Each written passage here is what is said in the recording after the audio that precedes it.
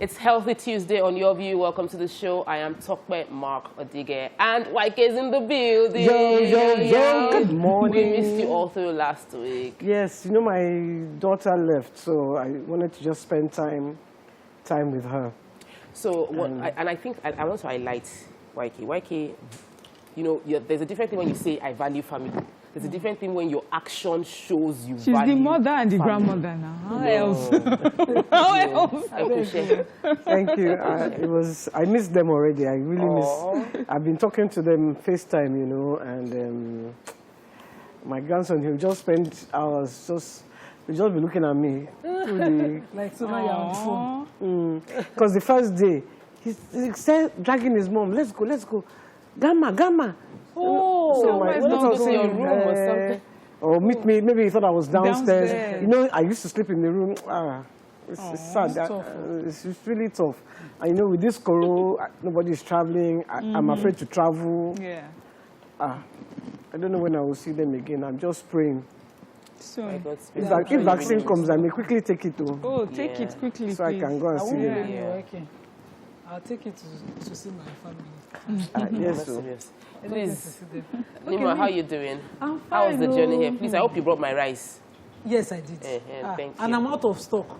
Because thank you. I had just a few bags left, but my sisters now decided that they want rice, and my customers too want rice. Only a miracle. Are we going to Sorry, talk sorry. about Nima's glow As win in? looks this past few weeks? I saw Nima. I said, Nima, She's going. what you are looking for, glowing. you are going to get it.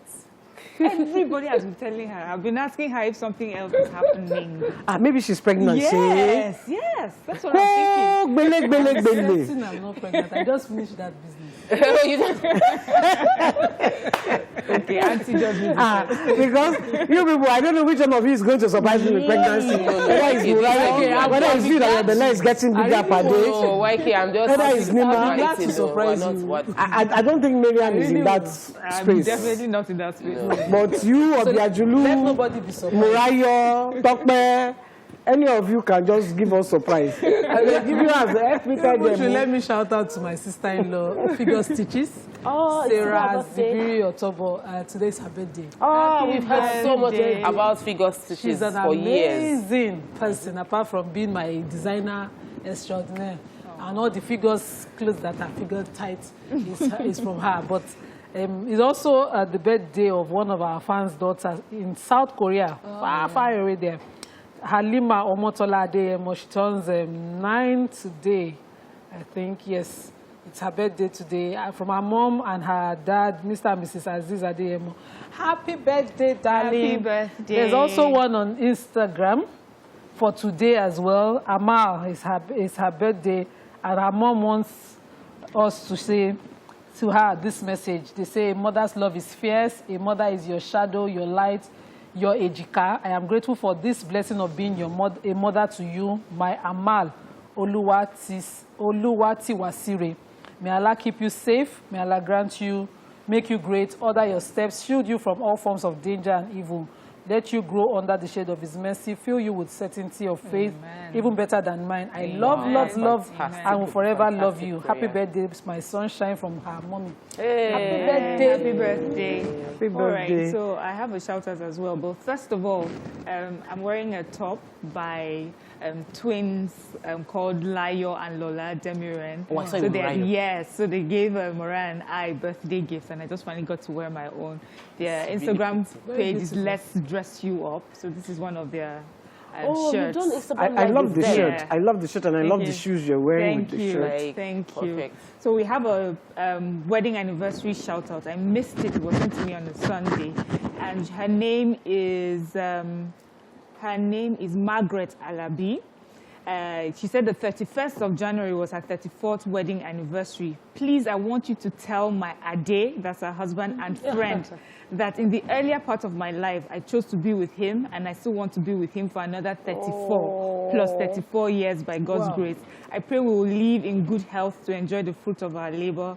The children and I love you. So that's to her husband, Adebayo Alabi Sr. She says he's from Obomosho, Oyo State. This is why you are shouting at me with my uncle and my auntie. Uncle Michael and Auntie Sonia. Happy Please help us anniversary wave to to them. the Alabis and Auntie Yes, so Sonia. their anniversary, they've been married for, is this month, 30-something years. Oh, wow. That's No, a what am I big saying? deal. What am I saying? So- 30-something years? They will nearly kill me, 50-something years. Wow. Their I didn't eldest have child any- is 50. Oh, 51. so it should be wow. I actually had plans for 15 banter, but years. we're out of time. I just want to say this, though, before we run off, that it pays to be silent, you know, and sometimes your silence is what God fights for you, you know. So when we return, we'll go through the stories making headlines. Stay with us, we'll be right back.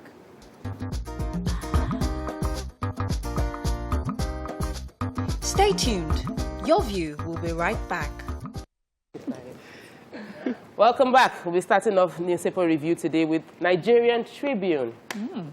Let's shake it up a bit. We'll be starting off with a major headline. Reps to begin probe of 83.9 billion naira COVID funds. How money was disbursed.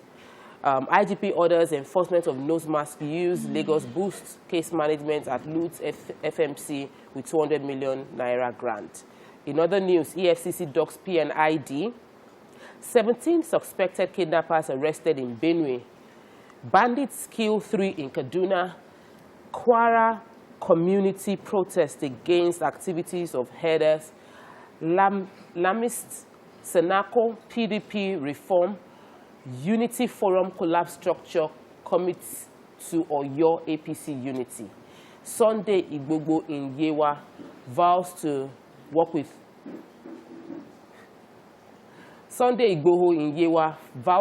Ogun government on headers menace.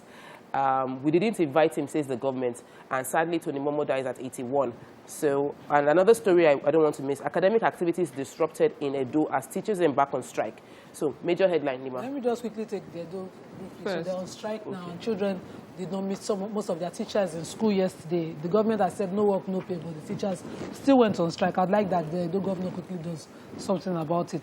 But major headline, so a total of 83.9 billion is what was appropriated to COVID-19 in the 2020 Appropriation Act, and these monies were not, totally funded by government. Yeah. About some of them, about 30 billion of them was raised from the COVID group, and now the Auditor General is giving us a breakdown of how these monies were given. The PTF got about 22.163 billion naira of that money in response to COVID. We know for a fact that if we don't monitor closely these amounts of money, there will be, of course, filters out of it. The House of Reps has decided to probe that money so that we get to the bottom of I hope they don't off the mic on this investigation. They can't off mic. This one they have just started. We need to know. We need to know for sure that we're actually fighting. Moving on to the nation, major headline, PTF. COVID-19 killed 409 Nigerians in 2 months. 75 doctors infected in 1 week. 57 million vaccine doses to come in batches. Kogi declared high-risk state. And moving on to other news, Oyo communities demand relocation of headers. Makinde, state police can curb conflicts. Wike lashes Buratai others. Court remand PNID director in EFCC custody. Igboho takes anti-killer headsmen battle to Ogun. Presidency, CIS corruption report indicts Nigerians. And Buhari leads tribute for ex-minister Tony Momo. Journalist, administrator, politician dies at 81. So, let me quickly take Tony Momo. So, he's our father in Auchi, and it was a great loss yesterday when he passed at 81. We are happy that he lived well at 81, and he influenced a lot of lives. Yeah. In media, he was a major role model, but this loss will touch the people of my community. My community a lot back home. But our heart goes out to the entire family. He lived well and he lived impactful. And the PTF, in other related news, the PTF have said that we need to take the COVID seriously. From November 2020 to today, we have gone 34% higher.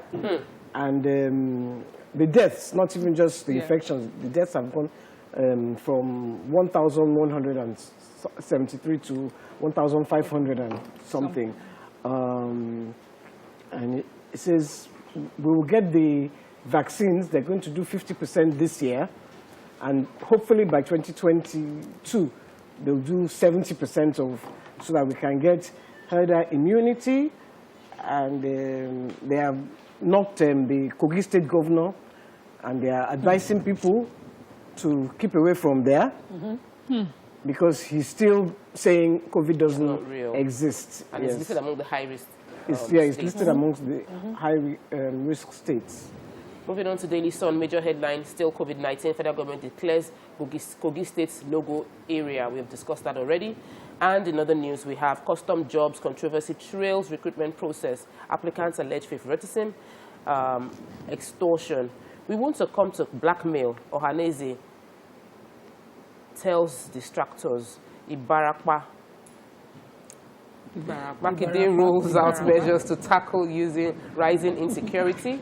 Plans peace security meeting at LG's local government identity management program as well.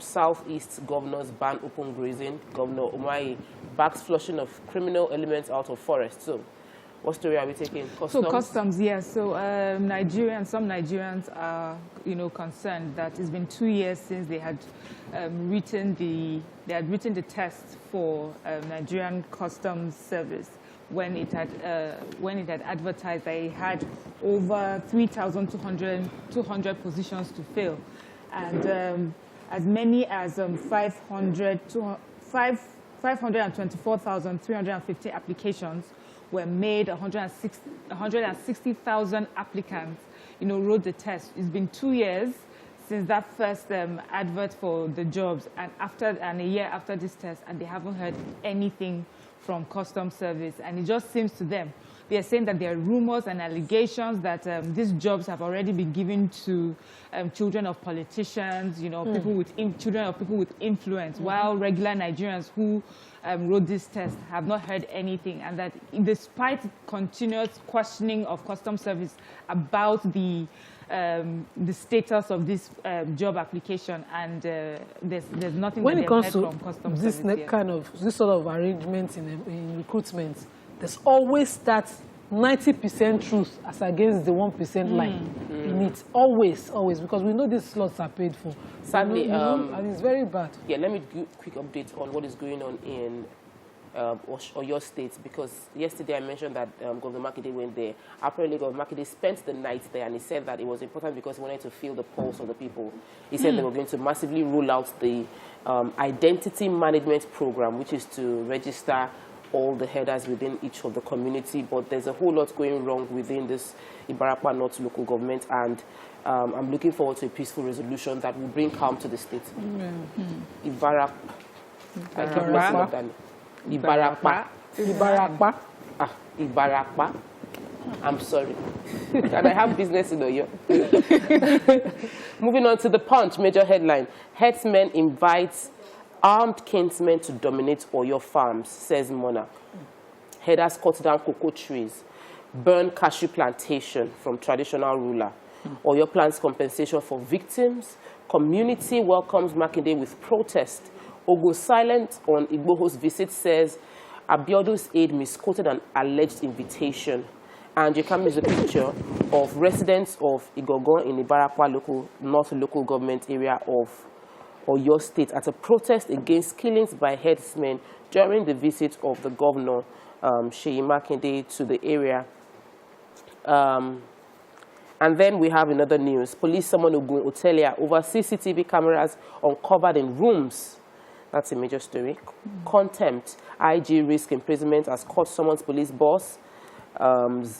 Zamfara films as PTF lists 5 COVID-19 high-risk states. Buhari, Atiku governors, other month, ex-minister Momo dies. Ex-governor Oni unveils bid for 2022 governorship.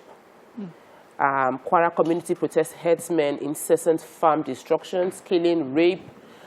NIN, telcos ministers meet. Turnout rises by 40%. With state police, Amoteko won't be necessary. That's from Obasanjo. Security agencies will enforce jail term against COVID-19 violators. That's from PTF.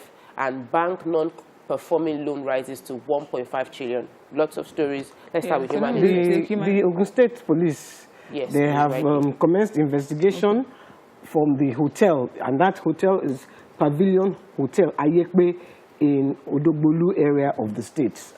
The viral video went out over the weekend where they removed cameras from 5 air conditioners. And yeah, In that hotel, yes. yeah, just, and they say it's all but they were occupying 5. So the guy was saying they've recorded his brother's nakedness, they've recorded his mother's nakedness. And you know, because I watched the video from the beginning, he was asking the manager of the hotel, and the man was saying, so, what? And he was saying, I will film you, you will go viral. And said, And he was filming it. The guy was very nonchalant about it. So he went to the room and removed one of the cameras so that everybody could see that. He had 5 in his hand. He had 4. And then he now removed the 5th one from the air conditioner. That's like major invasion of privacy. Nigerians don't understand that. Invasion of privacy. The police guy said, he says, we are expecting him, we have invited the owner of the hotel, and we are expecting him to come and state his reasons for doing so. There is no reason that you will put to hotel. I will pay. If once I've rented that room, it's my room. You don't have any right to film me. I pity. I can understand that cameras for security along the elevator entrance, passage. the hallway. Anybody who stayed in that hotel for a period of time and can show payment of their stay in that hotel can sue him. Moving on, final paper for the day. Yes, Vanguard. Just one story that we haven't taken. Ganduje proposes ban on cattle movement. Law will be unconstitutional, says the Senate.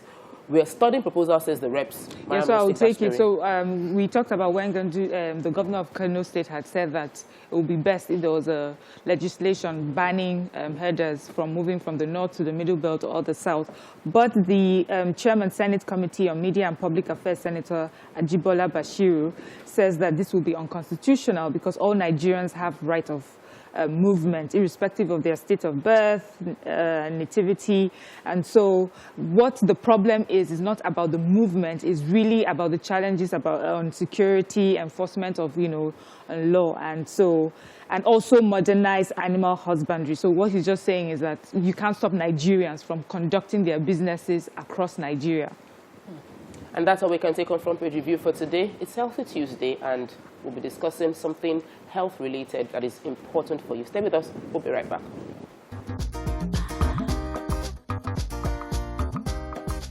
Stay tuned. Your View will be right back.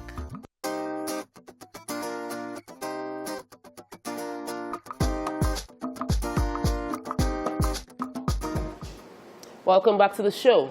On Thursday happens to be World Cancer Day, and we're going to be having the First Lady of Kebbi State, Dr. Zainab Shinkafi Bagudu, and a representative from Doctors Cancer Foundation to discuss the cancer-free world and the effects of COVID-19 on cancer patients. They need to be aware and they need to stay safe. But let me introduce a representative from the Doctors Foundation. That's Dr. Adedayo Joseph. She's a clinical radiation oncologist, and she has a special interest in cancers that affect women and children. Welcome to the show, Ma. Welcome to the show, Doctor. Good morning. Good morning. Thank you for having me. Doctor and Doctor. It's good to have you on the show. Cancer, I would want to start by saying that cancer is something that we all pray that never gets close to us, but it is extremely prevalent in Nigeria, especially for women who are exposed to highly preventable cancers like the cervical cancers and breast cancer that is very curable if it's found early. What exactly would be your message for this season to people who are praying that they don't have cancer but never do the checkup? Well, so unfortunately, pretending that it doesn't exist is not going to protect you, and that's what I say. And I tell people I understand why they're scared or worried about cancer, because if you're not scared, you're not paying attention. Cancer is scary. It is scary because it is devastating to your body. It is devastating to your finances, your emotions, your family. So it is frightening, and everybody understands that. But pretending that it's not there won't protect you from it. Cervical cancer is not only curable; it's preventable. Okay, it's preventable almost the way you can prevent polio. It can be vaccinated against. It can be found before it becomes cancer. It can be eradicated before it ever gets to that point. So it's just more sensible to get screened. I've done those screening tests, and I know the worry that you feel when you do them. But, you know, these are the things that are realities of life, unfortunately. Okay. I'm sorry. I have a friend who her husband was diagnosed with cancer, and what they did was they just changed their lifestyle. They didn't do the treatment. They didn't do all the invasive operations, surgeries. What if I suspect that I have cancer and I just decide to go that route? This is what I tell people. Lifestyle changes are very important, and living healthy and making the right choices are very important before a cancer diagnosis is made. When a cancer diagnosis is made, there are 3 ways to get rid of it: surgery, chemotherapy, and radiation therapy. I've met many people over the years who have tried alternative therapy and natural therapy, and I don't ever like to say that something can never work. You know, we do have cases where you can't really explain what happened, but I can tell you that 9 times out of 10, they come back with very advanced disease that you can no longer treat successfully. You know, so the truth about it is that treatment is available. You have a headache. Someone says take Panadol. You say, no, I want to drink water instead. You're punishing yourself when there is a remedy available. Science and God have made a remedy available. So, yes, the remedy is expensive. It can be difficult to go through. But there's so many. I tell people there are 3 million cancer survivors in the world. Surely, you know, these treatments must be doing something. Yeah. My question is for Dr. Zainab Shinkafi Bagudu. Please, you're a pediatric consultant, and you know, a lot of times it's very hard when we hear children have cancer, because many of us associate cancer with lifestyle choices and decisions that people make and the consequences of it over time. So the question is, what did the child do? You know, for how long did the child do it that they have cancer? Can you hear? Did you hear the question, Ma? Is she? Did you hear the question, Ma? Okay, I think we didn't get the. I can't see her. But do we have Dr. Joseph? Dr. Joseph, are you there? I think she's having some connectivity. Yes, I did. Okay. Oh, okay. Please go ahead with the answer. We can hear you now. Okay, we can hear you. Okay. So, good morning. Nice to see you this World Cancer Week. It's not really what did the child do in terms of lifestyle. There are very many different causes of cancer, some of which are hereditary. It's in there. It could be a genetic cancer. The commonest cancer that you find in children are the leukemias and lymphomas, and these can be hereditary. Could also be as a result of some radiation, some toxins, or some inherent metabolic abnormalities in their pathways.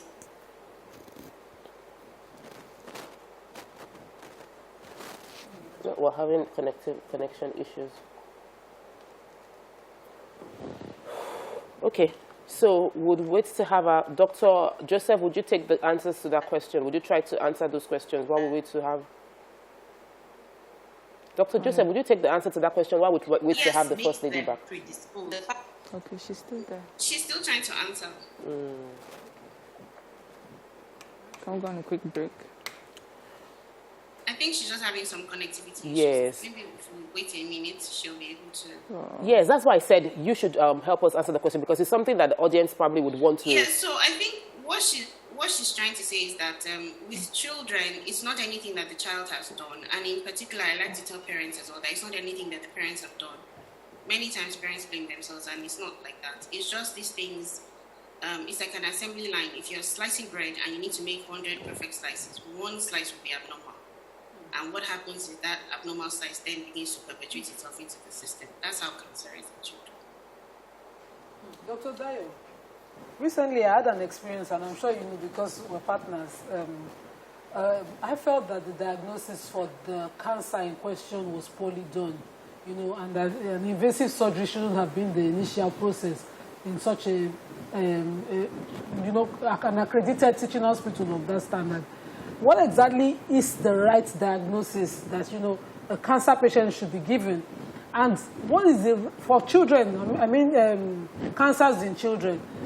And, you know, what's the best form of treatment that, you know, should be the standard medically so that, you know, we don't do something and then can't even reverse what we've done. Okay, Dr. Joseph, you'd answer that question after this break. Let's take a quick break to sort out technical issues and we'll be right back.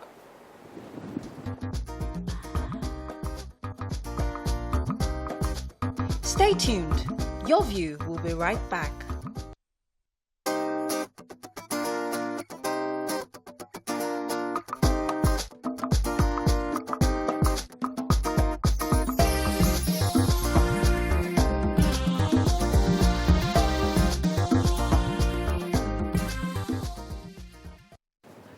Thanks for staying with us. So I hope we have the First Lady back with us. Dr. Zainab, Mariam asked you a question, and then we'd like you to answer that first before coming to Dr. Joseph to answer Nima's question. Do we have you now, Ma?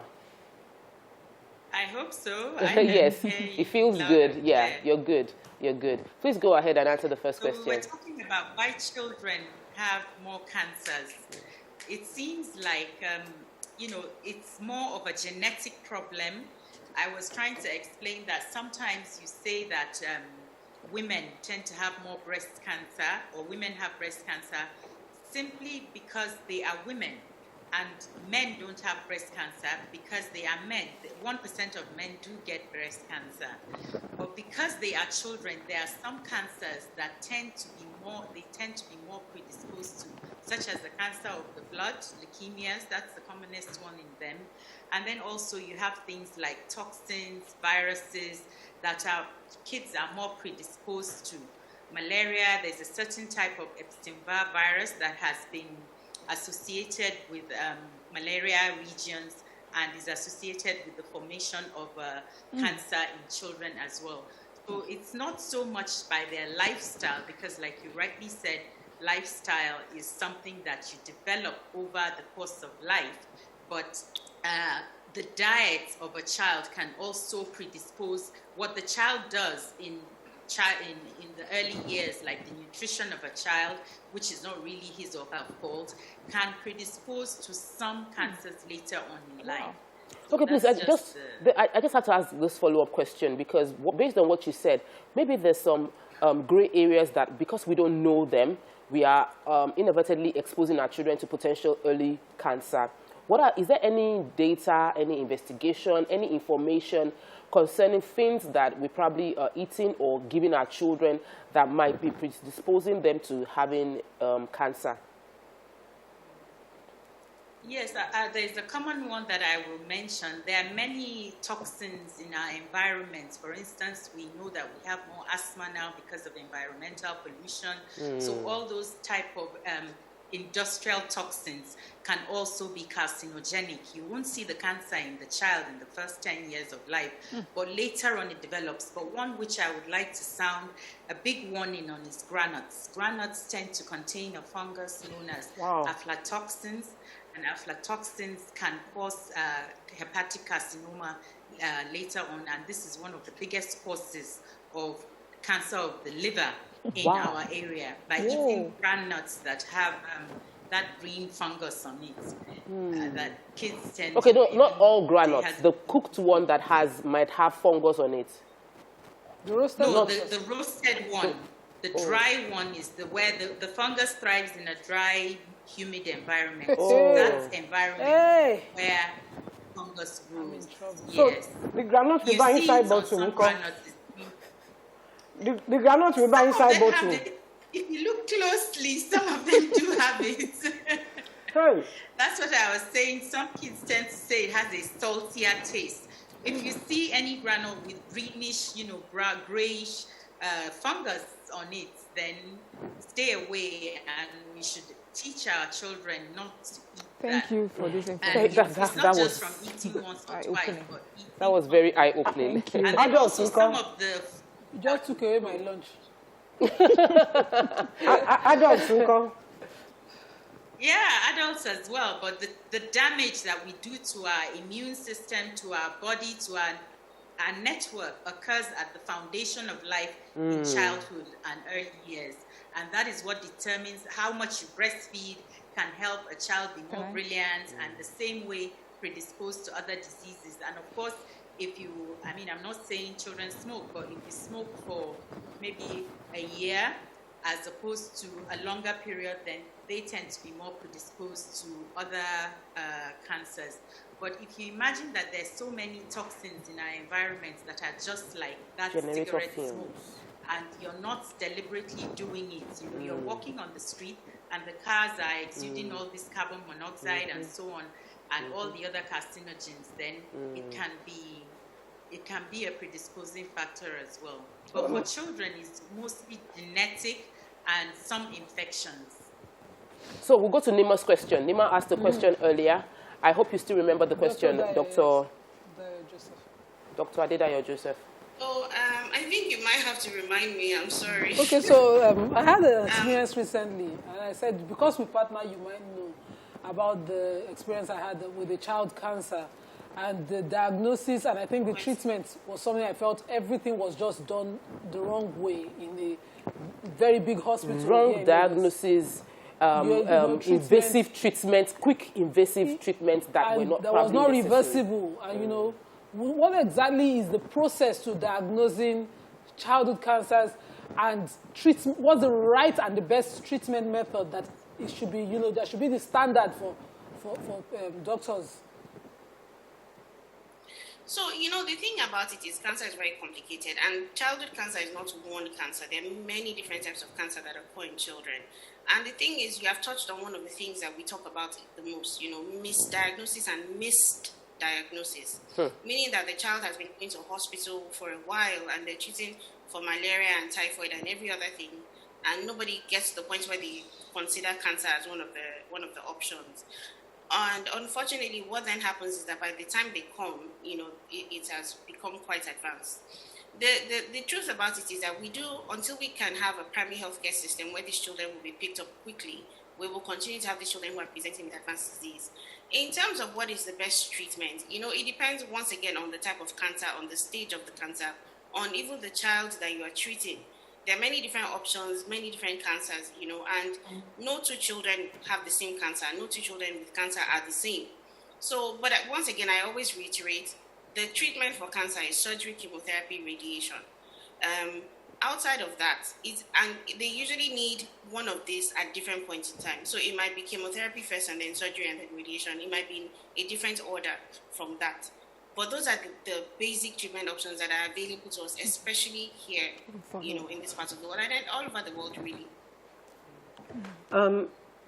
First of all, my colleague here, she feeds, this is to the First Lady, she feeds her children with gari and groundnuts.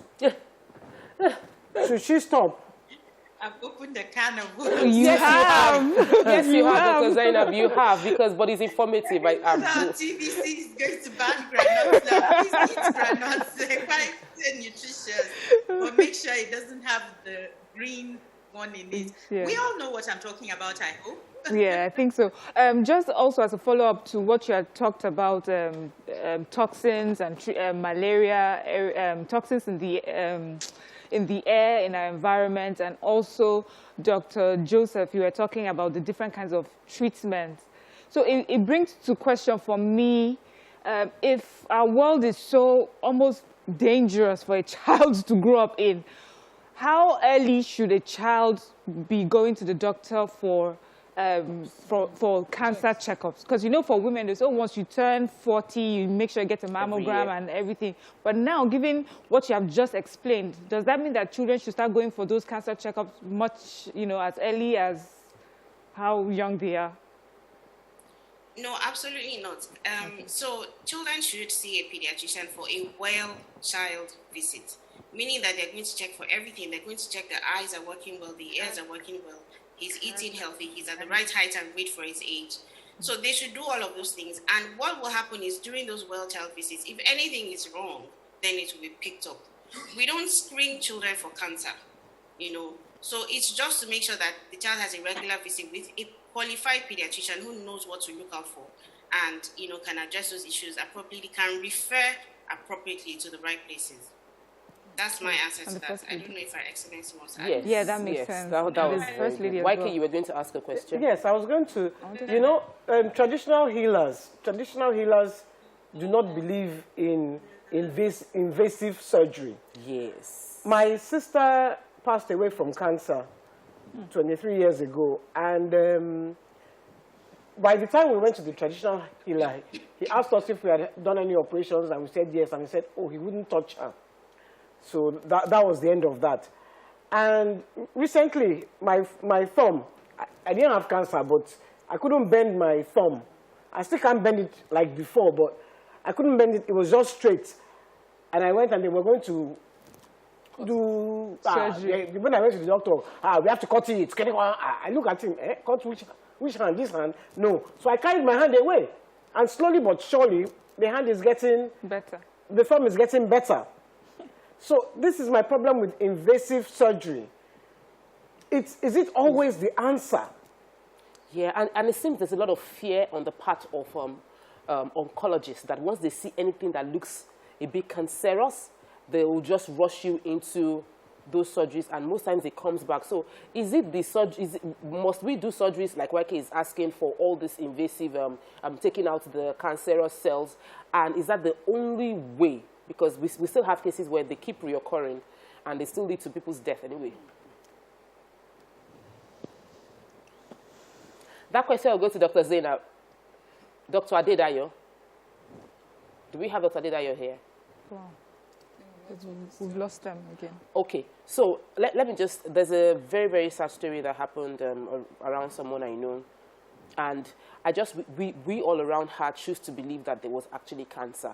There was a very, very, very minuscule lump that they checked, and they said it was cancerous. And they took out the small lump and sewed it back. But the doctors kept putting fear into her mind. She should just take out the breast. It can come back and it will be aggressive. The first recommendation was that you don't even need to do chemo because it's really, we've caught it very, very early. But another doctor kept saying, take it out, take it out, take it out, take it out, take it out. By the time they took out the entire breast, she went for another check to confirm, is this thing really cancerous? And it wasn't. Even do a pathology test. It wasn't. And so it's more like this person has lost her, she's done surgery. She's lost a part of her body, like a substantial part of her body as a woman, all for misdiagnosis. Trust me, everyone, sorry if I interrupt you a bit. No problem. For every one of those kind of stories of in the hospital, you have 10 in the traditional healers, if that's what we're talking about. Unfortunately, it's a very thriving institution in our environment, and people tend to believe in it culturally, and it's more easily available and cheaper in some instances. In some instances, it's even more expensive. And because they keep going, you keep going, and faith healing, all this is good. But there is a scientifically tested way that you can approach most diseases like cancer, which these other parallel institutions have not been subjected to thoroughly. But we must imbibe the culture of, the key thing is to go early and enlighten ourselves, be educated, and let us know what the right thing to do is. For instance, if you go to hospital and you have a big lump or something, and you are properly aware, then you should know that I need to test this first before they just cut me off. I'm not saying there are no Shylock-type doctors out there. There are, that will just head you straight to surgery. But at the very minimum, some tests will be carried out. Unlike the other institution where you just start drinking herbs and so on, I can imagine the backlash that will follow this now. But they just fill you with herbs without any testing, without anything. At least we have science that has been through some clinical trials. So my advice as a physician, as an educated person, as somebody that is aware, is to always insist, if you have a problem, that your doctors run tests. Nigerians, we ourselves can have issues because sometimes you just go to hospital. We don't even go to hospital. We just go and buy the medicine. You know, we don't run the test. Just malaria. Why do we have multiple drug-resistant TB today? Why do we have malaria being so resistant and hard to treat? And we had to find second, third, fourth generation drugs. It's because of the abuse. All our antibiotics are not working again. It's the abuse. It's not just a Nigerian thing. It's global. The whole humanity has abused all these drugs, and the bugs have gotten used to them. So it's always a good culture and thing to imbibe in you, to always test. Try to diagnose what the problem is first. Insist on a biopsy before the main surgery. There are very few hospitals that will just cut. Most cancers actually need chemotherapy first, and then you need to stage it before you get to the surgical stage. In my part of the world, traditional medicine thrives more than anything else. And what we see is, believe me, horrible, really, really horrible, because it's until it gets to the end stage, that is when these women with the fungating, smelling, maggot-ridden breasts coming to the hospital. At the initial stages, their first port of call will be the traditional healers. Okay, I would want to take you on that, but we need to go on a break, and I didn't want to just, we're also expecting that this break would mean that we'll not have the representative, Dr. Adedayo Joseph, that is from Doctors Foundation, and I know that we still have a lot of questions to ask her, but what would be your final word, Dr. Adedayo, concerning cancer? What's your driving, what would be the last message you'd want to leave in the minds of people? To that question, Dr. Dayo, in your, because of the foundation you run, can you, talk about your experience on, handling support and all of that the foundation gets, and the... So talk about Doctors Foundation. On the 4th of February, yes, the anniversary. Okay, so with regards to Doctors Foundation, I would just say that what we're doing now, we started an initiative called the Pediatric Cancer Access Program. And what we're trying to do is make sure that there's continuity of care, uninterrupted treatment for these children. So we've worked with many of these partners in the past. We're trying to provide chemotherapy, surgery, radiation therapy to the children. And what we're saying, the promise we're making is that, you treat the child, just get that child on the treatment and through the treatment process to becoming a survivor. And we will go and find the funds to pay for the treatment. Because in the past, we've had children who start, but they're not able to finish. And in our short time of being a foundation, we have many children who are now survivors, who are in school and who are thriving and doing well. They've gone through the treatment process, and now they're cancer survivors. So my final word about cancer is that there are millions of cancer survivors in the world. Cancer is survivable.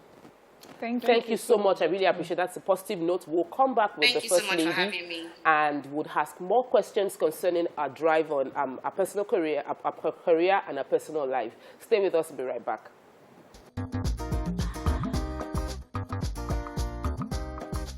Stay tuned. Your View will be right back.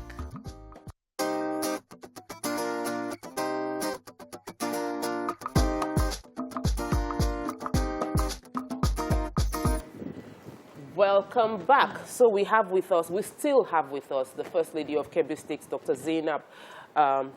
We have enjoyed you so far. You've given us a lot of information. But at the same time, we need to take you up on some of the things you've said. Nima is waiting for you. So let me let Nima have the first question. So you raised a very important thing about, people's beliefs as up north. And it's the same thing down south. People stick to what they believe in more than what they know. So people don't really use knowledge. They work with their faith. What exactly are you doing to raise awareness, in Kebbi State, for instance, which is your major constituency, about, the need to focus now on this tested science process that you just talked about earlier? Well, yes. Okay, so... Yeah, so when she gets to come back, I just wanted to also add to Nima's question, which would be that since we understand, there's a treatment that is done abroad, and they sort of use the mindset of people to ensure treatment is done.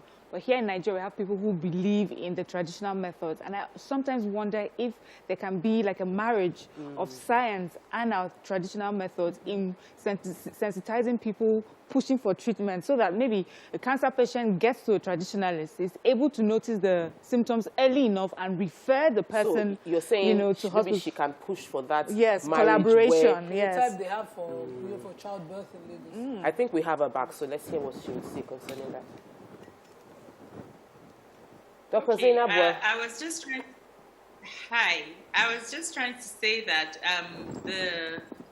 my husband has been the governor for about 5 years, but I've run a cancer foundation for about 12 years now, and we started actually in Abuja. And the experience, we work all over Nigeria, but obviously when he became the governor, my first constituency became the state of Kebbi, and the people of Kebbi, in particular the women and children. But my experience across Nigeria is that it is similar. What you say is totally correct. We tend to believe in the traditional institutions more, in a way that is positive, in a way it can be negative. I work a lot with traditional rulers as the chief advocates of most of our communities and the go-to person when you want to create awareness on any subject, whether it is cancer, whether it is malaria, whether it is about local government elections. I work with the traditional rulers, and they help a lot in creating awareness. And this is in Kebbi or in Oyo State, where we also do work with partner organizations like the ABC Foundation. And the basic thing is that it all boils down to the educational level of our population and the fact that it's so easy to believe in the alternative because you don't have access to that knowledge that will help you move further. So what we do is we continue to create this awareness, we continue to help people, and we ask them to come forward with their testimonies. For instance, this week is World Cancer Week. World Cancer Day started in the year 2000. It's a UICC-led initiative. The UICC is the Union for International Cancer Control, and I sit on the board of directors of the UICC. This is my second term, and one of the things that we aim to do is to create a world together where people can speak to this cancer issue with knowledge, not just with feelings and emotions. And that is what we are doing for this entire week. We're going to be, World Cancer Day is on Thursday, but for the whole, Dr. Joseph, all the other foundations around Nigeria are going to be creating this awareness. And then we ask people who have survived it to come forward and show what they have been through and how they battled it. There's so many religious beliefs, in the Bible, it says faith without works is dead. So why would you just have faith in a pastor touching you and not doing anything? There's no work being done, So these are the kind of things that we do. We help them with their treatment. We partner with multinationals, drug pharmaceutical companies, and they give us patient access programs whereby they can get their medication less. We do a lot of fundraiser. This is the Medicaid Foundation now. We do fundraisers every time, mostly in October, raise funds from corporate and individual sponsors, and they help cancer patients. We have lots of patients that will come forward this week.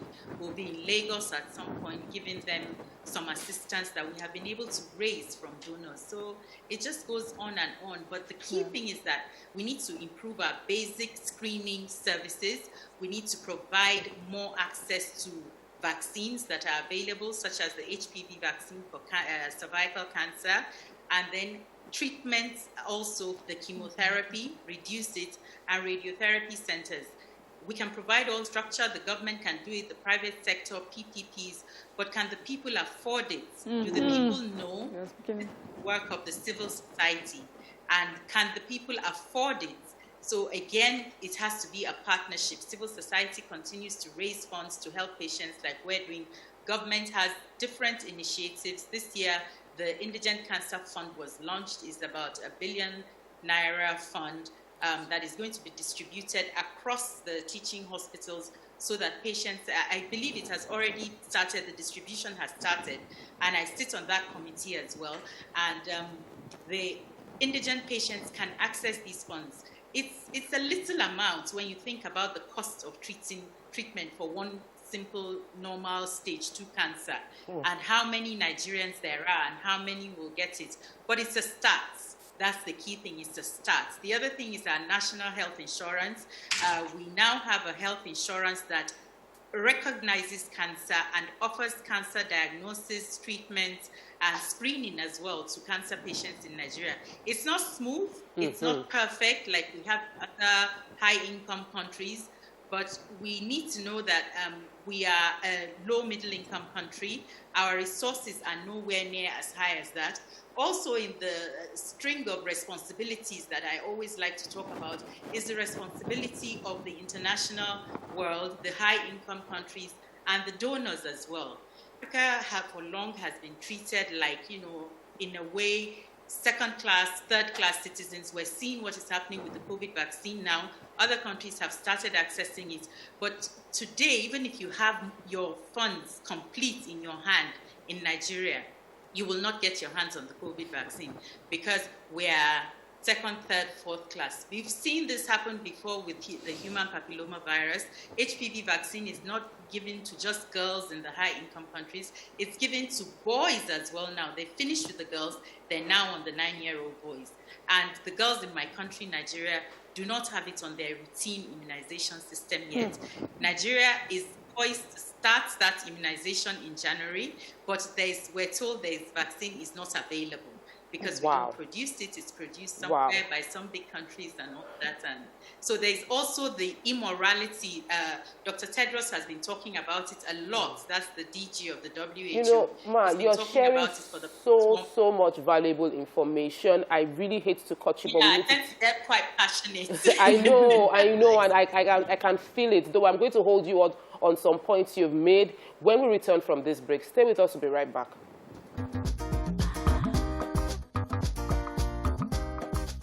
Stay tuned. Your View will be right back.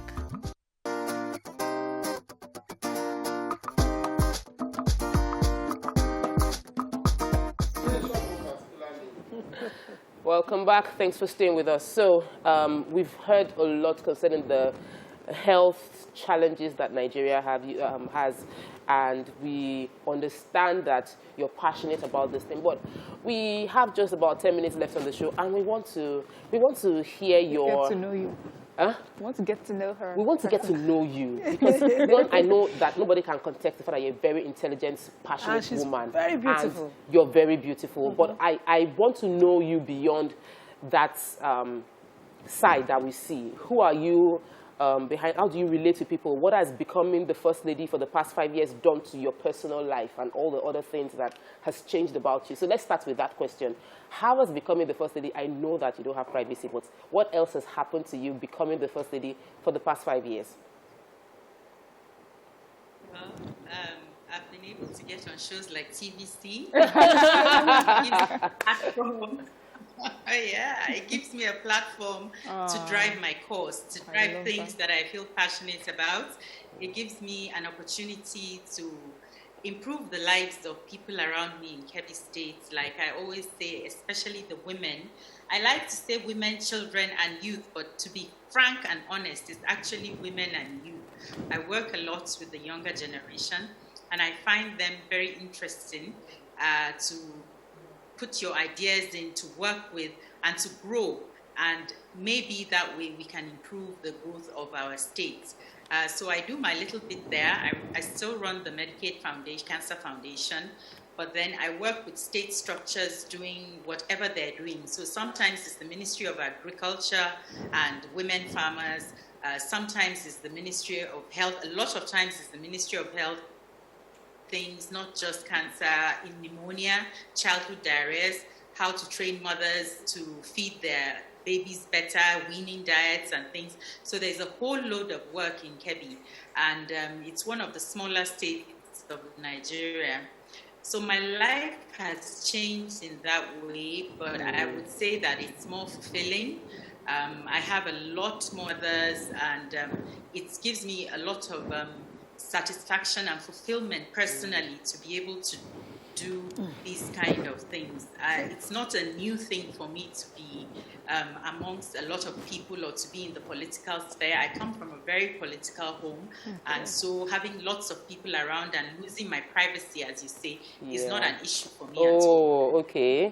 And I have family friends, the Zagis, from Kebbi, and we've been family friends since I was a child. I noticed they don't age. So what exactly is the secret? Is it in the waters? Is it in the Arugungu waters? I'm from Zamfara. Oh. So I don't know why Kebbi people don't age. I'm from Zamfara. So what is your own secret But they're neighbors. routine? They were all one state before Sokoto State was split into Sokoto and Kebbi and Zamfara. Yeah. So what's your I grew up in routine? Lagos, What's the beauty routine water that you side, have? so maybe that helps. You said? We didn't get that. The water side in Lagos, so maybe the fresh air Oh, in Lagos. okay. So I wanted to. There was a place you. Now. Okay. I know you don't want to trend, but one thing I've learned is when we don't share our stories, and I don't want controversy, I just want you to share principles that have worked for you so that other people in their marriages can learn. And you're a mature, successful woman, and you're keeping your marriage together, yet you are fulfilling your purpose with passion. How do you keep out the chatter? Every woman should always think of herself as first. I think that helps a lot. I have an aunt who told me once that when your friends call you and say, "Oh, is this your day today? Is Oga around?" You should always answer yes.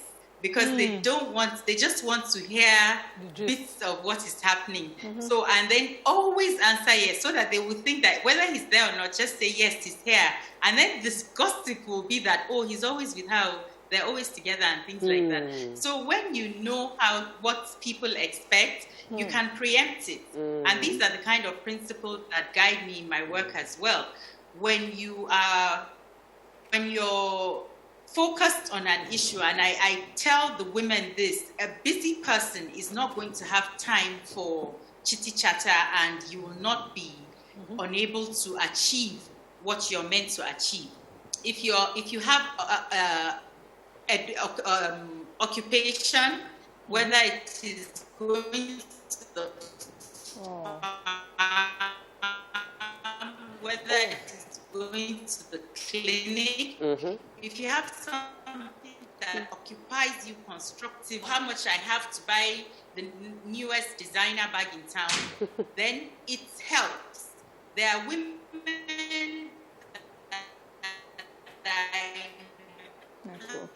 Oh, we're having network. Ah, geez, and you're dropping so much value.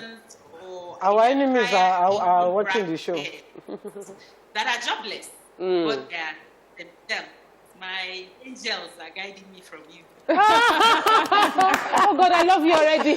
Honestly, you're just amazing. You're really amazing. Thank you so much for all you have shared so far. Honestly, I really enjoyed it. Mariam, you want to go? Okay, so I mean, everyone here is laughing. So how do you keep?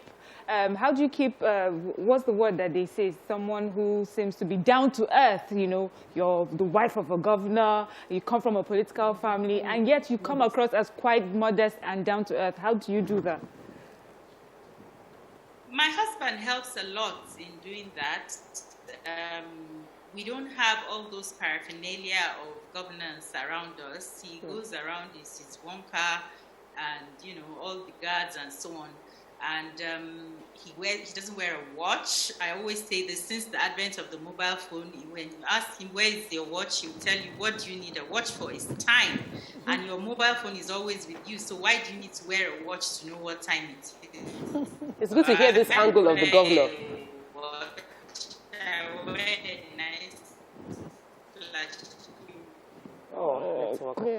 Your angels are really protecting you, but what we've gotten so far is valuable. Keep us and have faith on the go. Okay, and your relationship, your personal relationship with your creator, and have other avenues to make you fulfilled, so that you don't the extravagance of life. And when you go to the real hard to reach areas of Nigeria, which I have been to quite a few, and you see real indigent populations, and you know what they go through, and also my training, my medical training, then you know that it's all nothing, it's so transient. And again, another thing that might help is the fact that I have been through this in my own growth, should I say, in my own childhood and growing up. I had a privileged background, so it's nothing.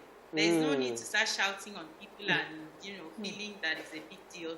I probably had more cars as a child growing up in our house than I do as a governor's wife. Thanks to my husband, but it's fine. And I'm used to it. Your husband doesn't buy you car. No, he's not a flamboyant person, obviously. YK. He's not a flamboyant. And it's lovely to hear this perspective. Honestly, Ma, you might think that you don't want to go personal, but sometimes we see our leaders in a different box, and when they just open up and be vulnerable and admit to their private journey, them more relatable. You become more relatable, and we can connect with you better, because the assumption is that every governor, they have an entourage, they are buying new wristwatches, new cars for their wives and all of that. But you're breaking and in a very natural, believable way. So thank you for being so honest with us.